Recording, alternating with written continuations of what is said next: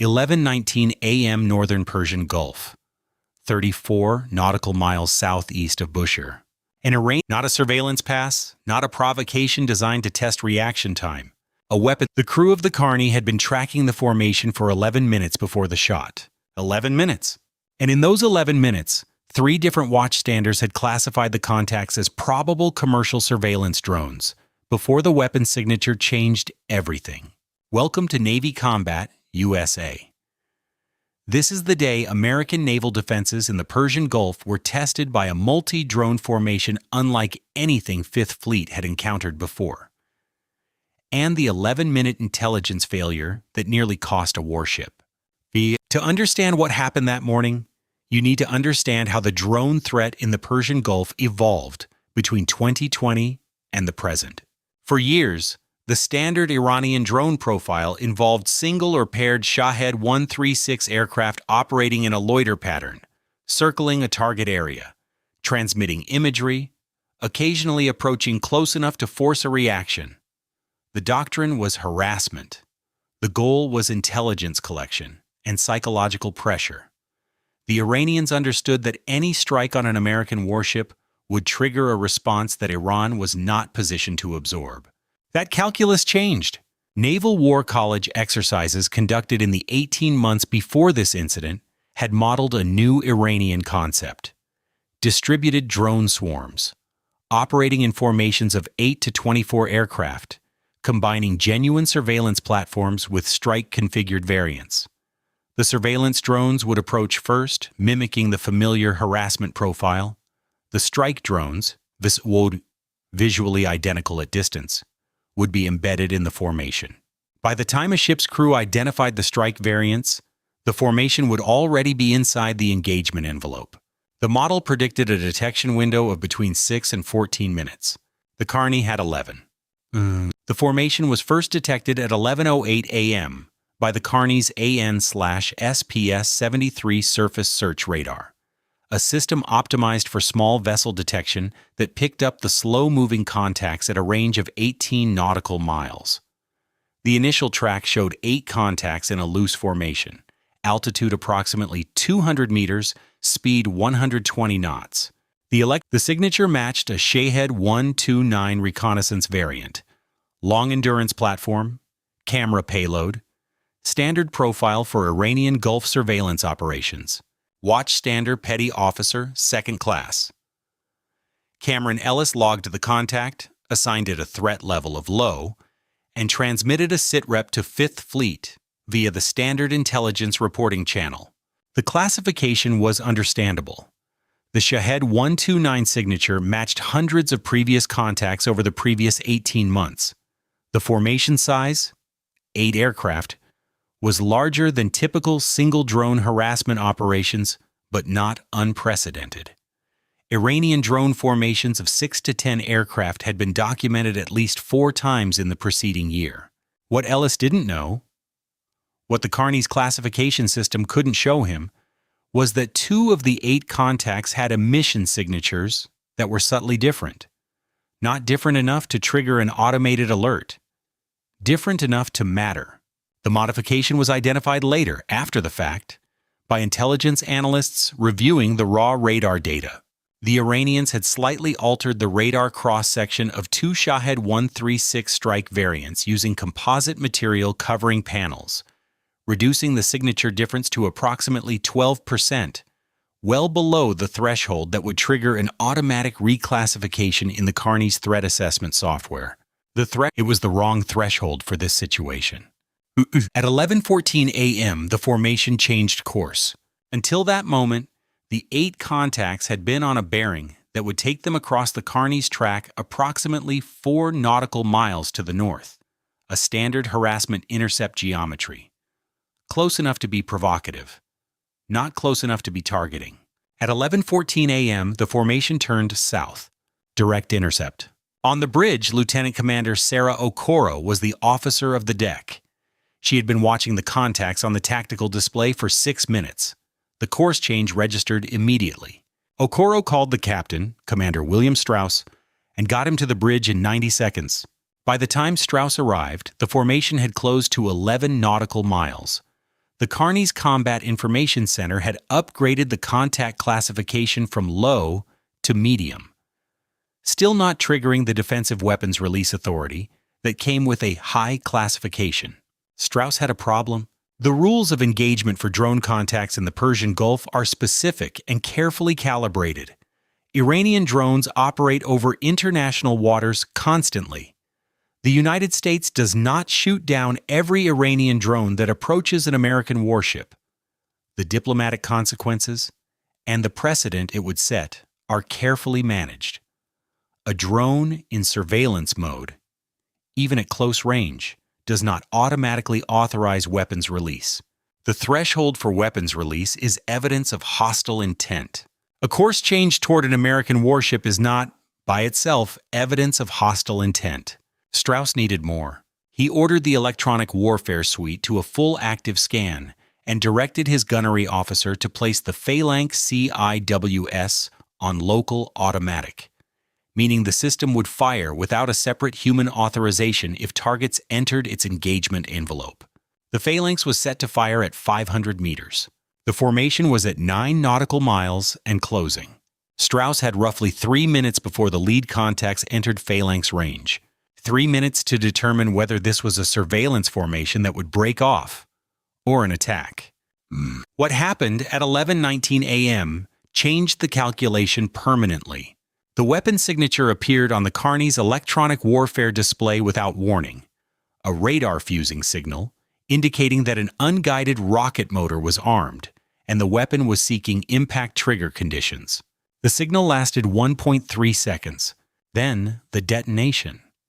40 meters off the port bow, close enough to send fragmentation across the forward weather deck, not close enough to hull the ship. The Combat Information Center went to battle stations in 8 seconds. Petty Officer Second Class Ellis, who had classified the contacts as low 11 minutes earlier, was already at his console when the blast hit. He later told investigators that the sound was not what he expected, not a movie explosion. A flat crack, then a pressure wave, then smoke, and the smell of burning composite material. The formation had fired one round from a formation of 8 aircraft at a range of just over half a nautical mile. Not a barrage, a ranging shot. The Carney's gunnery officer had the same thought simultaneously. If this was an attack, the Iranians were confirming range before committing the full formation, which meant the next shot would not miss by 40 meters. Commander Strauss now had a situation that the rules of engagement covered clearly. A weapons release from an Iranian drone formation against an American warship. Hostile act confirmed. Weapons free.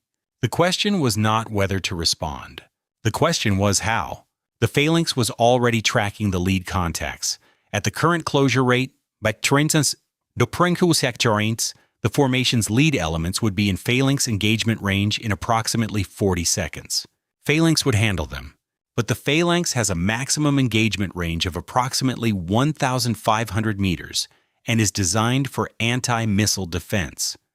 Against a formation of 8 drones spread across a half-mile front, the system would engage them sequentially, one at a time, as they entered its field of fire.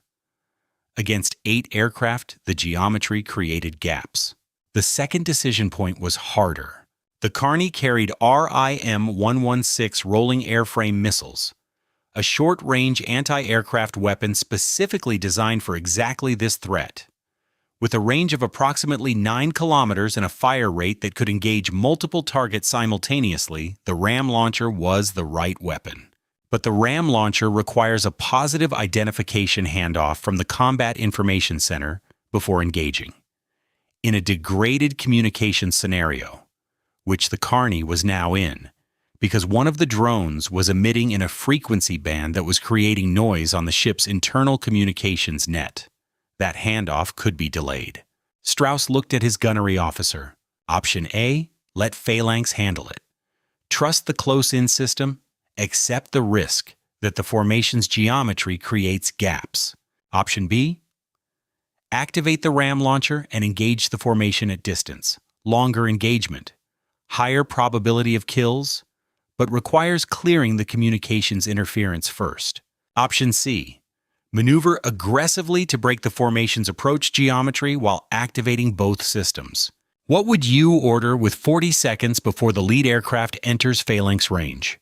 Comment A, B, or C below. Strauss chose option C. He ordered all ahead flank, maximum speed, and put the helm over hard, turning the Carney's stern toward the formation to reduce the target aspect and simultaneously clear the port phalanx field of fire. He also ordered the electronic warfare officer to activate the CWIP Block 3 jamming system specifically to disrupt the drone formation's command link. The communications interference dropped by 60% in 11 seconds. The RAM launcher was handed off and activated.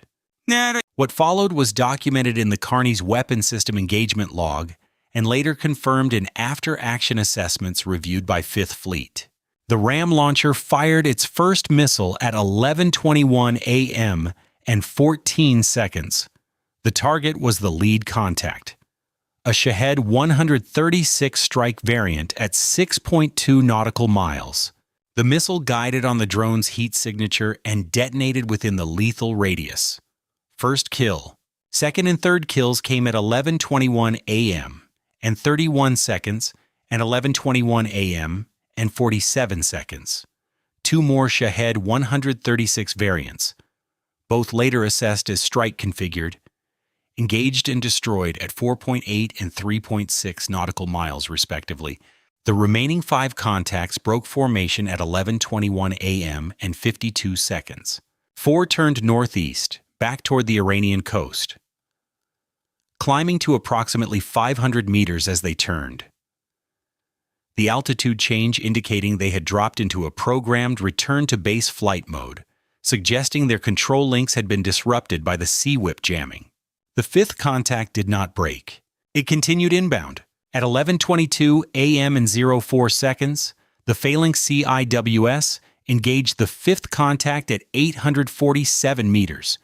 Engagement lasted 1.1 seconds. The drone was destroyed at 412 meters from the ship's hull. No further weapons impacts, no personnel casualties, hull integrity intact. The engagement had lasted 2 minutes and 45 seconds from the first weapons detonation to the final phalanx kill.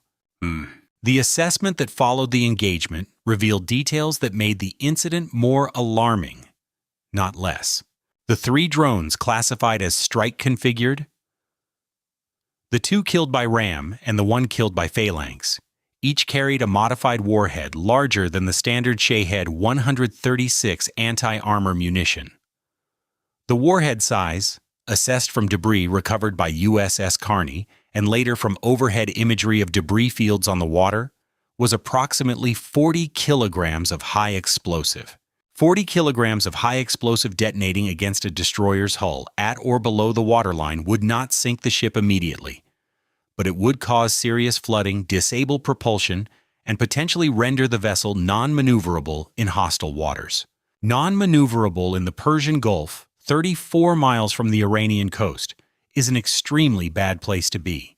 The intelligence failure, the 11-minute window during which 3 watchstanders classified the formation as low-threat surveillance drones, became the focus of an internal review. The review identified the composite material modification as deliberate counter-detection engineering. The Iranians had specifically studied the Carney's threat classification parameters and designed a modification to stay below the automatic alert threshold. That level of intelligence about an American warship's electronic warfare parameters is not obtained through open-source research. The question of how Iran acquired that information was classified at a level above the review's access authority. That question remained open. The diplomatic response was muted by design. The United States filed a formal protest through the Swiss embassy, the diplomatic channel used for U.S.-Iran communications in the absence of direct relations. The protest described the incident as an unprovoked attack on a United States Navy vessel operating in international waters and warned of appropriate defensive responses to future hostile acts. Iran denied involvement. The Foreign Ministry statement described the incident as a staged provocation by American forces designed to justify an escalatory posture in the Persian Gulf. The 3 drones destroyed by American weapons were identified by Iranian media as research platforms lost in adverse weather conditions. The Gulf Cooperation Council issued a statement of support for freedom of navigation. 3 Gulf states privately communicated to Washington that they had tracked the drone formation from launch, originating from a facility on the Iranian coast near Bandar Lenga, and were prepared to share that tracking data through intelligence channels. The data was shared. The facility near Bandar Lenga received additional attention in subsequent overhead reconnaissance cycles. The lasting consequence of the engagement was not diplomatic. It was doctrinal. Within 60 days of the incident, Fifth Fleet issued a revised threat classification protocol for drone contacts in the Persian Gulf. The modification lowered the automatic high classification threshold for formations approaching American warships, reducing the time required for weapons release authorization. The protocol change was necessary. It also meant that the next time an Iranian drone approaches a U.S. warship in the Gulf, the rules are tighter. The window for surveillance that stops short of weapons release is narrower. The margin for the kind of ambiguous approach the Iranians had used to mask their strike variants is smaller, which means the next incident has a higher probability of escalating faster. The system that stopped the attack on USS Carney worked. 2 minutes and 45 seconds. 3 drones destroyed. No casualties. But the 11-minute gap, the window when trained watchstanders looked at a strike formation and saw surveillance drones, was the real story. Not because it failed catastrophically, because it almost did, and because the Iranians were watching the response, measuring the timing, studying the electronic countermeasures signature, the weapons employment sequence, the jamming protocols. They were taking notes. The next formation will have a different radar cross-section, a different emission profile, a different approach geometry designed around the revised classification threshold. The drone that nearly hit the Carney was not the last drone. It was a data collection platform for the one that comes after it. Stay vigilant, stay informed. I'll see you in the next one.